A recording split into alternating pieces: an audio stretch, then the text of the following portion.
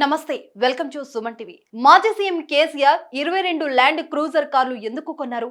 మూడోసారి గెలుపు పక్కాని భావించారా? మరోసారి సీఎం అవ్వడానికి కేసీఆర్ సిద్ధమయ్యారా? గెలిచాక కొత్త కాన్వాయ్ ఏర్పాటు చేయాలనుకున్నారా?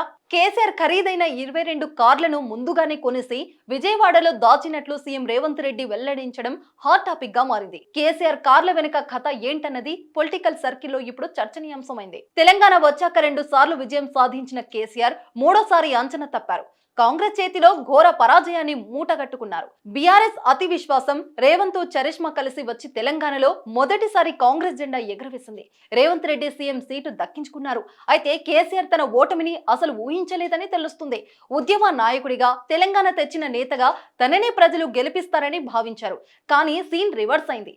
బీఆర్ఎస్ పార్టీని ప్రజలు తిరస్కరించి కాంగ్రెస్ పార్టీకి అవకాశం కల్పించారు. అయితే కేసీఆర్ మాత్రం అతి విశ్వాసంతో మూడోసారి ప్రభుత్వం ఏర్పాటు చేయడానికి ఆయన ముందు నుంచి ఏర్పాట్లు కూడా చేసుకున్నట్లు ప్రచారం జరుగుతుంది. అందులో భాగంగానే కొత్త కాన్వాయ్ కోసం 22 ల్యాండ్ క్రూజర్ వాహనాలను కొనుగోలు చేశారట.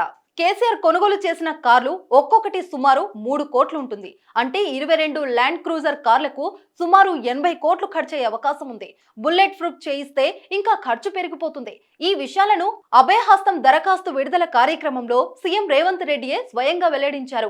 ఓ అధికారి ద్వారా ఈ విషయం తనకు 10 రోజుల తర్వాత తెలిసిందన్నారు. అయితే రేవంత్ వ్యాఖ్యలపై అటు కేసీఆర్, కేటీఆర్ గాని బీఆర్ఎస్ నాయకులు ఎవరు ఇంతవరకు స్పందించకపోవడం చర్చనీయాంశమైంది. రేవంత్ రెడ్డి సీఎం అయ్యాక కొన్ని కీలక నిర్ణయాలు తీసుకున్నారు. అందులో ఒకటి కాన్వాయ్ అంశం. తనకు కొత్త కాన్వాయ్ అవసరం లేదని అధికారులతో రేవంత్ చెప్పారు. ప్రస్తుత రాష్ట్ర ఆర్థిక పరిస్థితుల దృష్ట్యా పాత బండ్లని అడ్జస్ట్ చేయమని సూచించారు. ఈ పరిణామాల మధ్య కేసీఆర్ కొత్త కార్లను కొనేసి విజయవాడలో దాచరన్న అంశం సంచలనం రేపుతుంది.